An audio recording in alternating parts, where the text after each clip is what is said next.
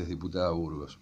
La hemos convocado al ciclo de entrevistas con unas breves opiniones que le vamos a pedir acerca de lo que se aprobó ayer, que es la ley de responsabilidad penal de las personas jurídicas. La idea es que nos pueda contar a ver cuáles van a ser los alcances reales de esta ley, ya que tuvo un tratamiento bastante sinuoso, si se quiere, en dos sesiones que, bueno, fueron suficientemente largas, pero que de todas formas salió la ley.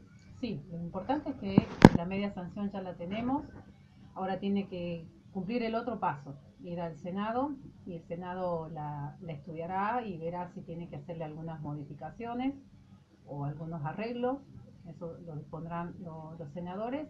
La idea es que salió, y sí, en 2 sesiones costó que salga esta ley, cuarto intermedio colocado luego de la primera sesión, pero se aprobó. A partir de ese momento fue un trabajo que se hicieron entre los distintos bloques, justicialismo, el socialismo, el GEN, el Frente Renovador.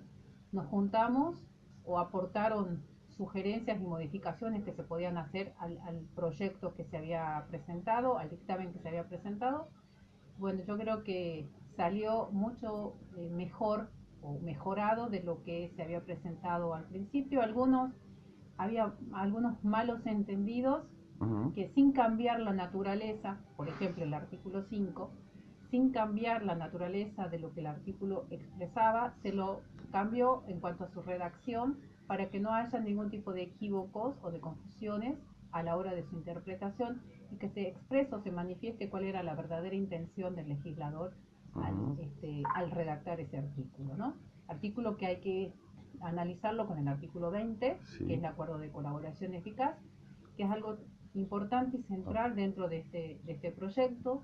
Así también el régimen de compliance, que muchas empresas lo tienen actualmente establecidos en sus exigencias en cuanto a funcionamiento empresarial, y que de alguna manera creo que va a poner un punto de inicio para otras empresas que empiecen a adquirir y a establecer dentro de sus organizaciones este tema de los regímenes de compliance o de integridad, que es un mecanismo de autocontrol que tienen las empresas para autorregularse y detectar en cualquier momento hechos delictuales o delitos que se puedan llegar a cometer dentro de sus senos. ¿Sí? Digo ahora hechos o delitos porque se amplió el abanico de figuras delictivas que pueden llegar a contener en cuanto a su objeto esta ley, puesto que el primer proyecto apuntaba netamente a lo que es el delito de corrupción. Sí, una vez que lo trate el Senado y sea de aplicación, o sea que pase, digamos, de alguna forma a tener vigencia la ley, ¿cuáles son esos aspectos, puntualizándolo, los 2 o 3 más importantes, como para quien nos está escuchando, viendo, se haga una idea de qué va a significar, cómo va a repercutir en la vida cotidiana de las personas esto? Bueno, las personas jurídicas, comencemos. Las personas jurídicas se conforman porque tienen un fin lícito, es el objeto. Más allá de la característica específica de su objeto principal, se constituyen para... O sea, con fines de lucro o no, digamos. Sí, pero lícitos, hechos lícitos. Sí. Había empresas que se configuraban para cometer hechos ilícitos. Claro. Bien, entonces, ¿qué es lo que tienen? ¿Cuál es el objeto principal de esta ley? Que las personas jurídicas sean responsables independientemente de la responsabilidad que tengan las personas humanas que cometieron los hechos ilícitos. Digo, una persona jurídica no puede cometer hechos ilícitos si no es a través de una persona humana, porque no la podemos tocar, palpar a la persona jurídica. Bien, se hace a través de personas humanas. Las personas humanas tienen su cuantificación y tienen su figura dentro de nuestra legislación, pero teníamos un vacío respecto de las personas jurídicas. Entonces perseguíamos a la persona humana y dejábamos a la persona jurídica. Esta ley principalmente va a atacar también a la persona jurídica como sujeto de derecho. Esto tiene que ver con esa frase que muchas veces los argentinos decían: estamos cansados de empresarios ricos con empresas pobres. Sí, muy buena frase, porque se hace a veces un vaciamiento de la empresa o de la persona jurídica, o se utiliza como pantalla a la persona jurídica.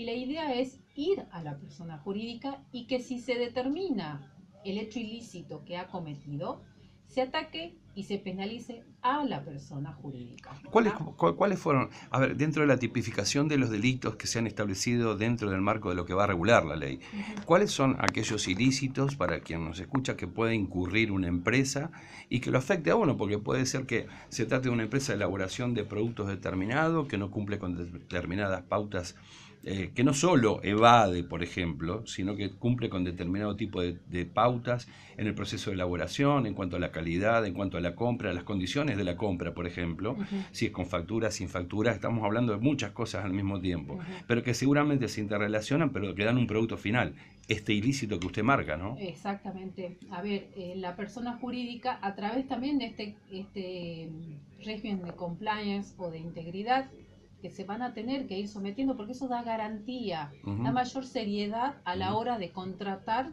con una persona jurídica, con una sociedad, asociación o lo que sea. Entonces, de esa manera exige también mayor control dentro del funcionamiento y la posibilidad de detectar irregularidades que se producen de cualquier tipo. A ver, una coima, ¿sí? Para ganar una licitación, ¿sí? Vos haces esa coima, eso va a explotar en algún momento, va a saltar en algún momento por las exigencias que hoy en día tienen las asociaciones o las sociedades en cuanto a establecer el mecanismo o el funcionamiento de la misma. Tenemos caso Odebrecht y un montón de otros casos que se suscitaron con anterioridad. Y cualquier tipo de irregularidad, sobreprecios, mal cumplimiento de las responsabilidades que tenía la persona jurídica, eso puede ir detectándose. ¿Cómo? ¿Cómo va a influir en la gente? Que alguien pueda hacer una denuncia de ese tema, de esa situación, o se pueda detectar ese tipo de irregularidad y se va a comenzar un proceso de investigación para ver qué es lo que está haciendo esta persona jurídica. O sea, que va a influir. Claro. Y tenemos, vos decías recién, ¿qué delitos? Bueno, con la modificación que se hizo en el artículo primero, que vuelvo a decir, al principio era solamente para todo lo que tenía que ver con corrupción o cohecho transnacional, y ahora se amplió el abanico. Sí. Se incorporaron los delitos ambientales, trata de personas, explotación laboral, explotación sexual, porque, a ver, hay sociedades que se conforman con un objeto de pantalla y estamos hablando de explotación sexual, de pornografía infantil. Sí, sí. Entonces, estamos abriendo esa posibilidad o ese abanico. Bien, se decía y se sostiene dentro del mundo del derecho que en el caso de corrupción hay un corruptor, un corrompido y el acto de la corrupción. Siempre. Si hoy tuviésemos que nosotros focalizarnos en ese punto y en función de lo que va a ser esta nueva ley, una vez que se aplique, ¿quién quedaría como el corruptor, el corrompido en el caso de las empresas? ¿Es con respecto a funcionarios? ¿Es entre empresas? ¿Es entre un particular y la empresa? ¿Y la persona jurídica? ¿Es una modalidad de contratación de un particular con el Estado? ¿Hacia quiénes se diría dirigido? Porque cualquiera podría pensar, uy, esto me va a alcanzar, si bien se habla de persona jurídica, ¿no? A ver, cuando hablamos de corrupción es porque necesariamente está el Estado. Funcionarios públicos, el Estado. Bien. Si no, no hablamos de una corrupción o en cuanto a corrupción dentro de la administración pública. Claro. El estancar algún tipo de negociación o el de posibilitar algún tipo de negociación por el lugar en donde está algún tipo de un funcionario que se beneficie por esa situación, claro, o que beneficia a un tercero en perjuicio de otro, lo que llamamos tráfico de influencia, sí. ¿Sí?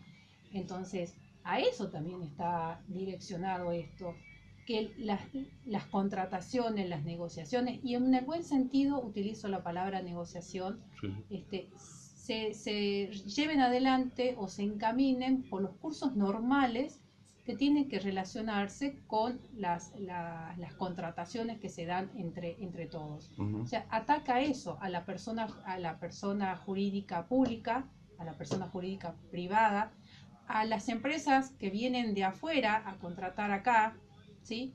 A los funcionarios argentinos que contratan afuera, ¿sí? Entonces es bastante abarcativo, cosa que no teníamos antes establecidos esos lineamientos.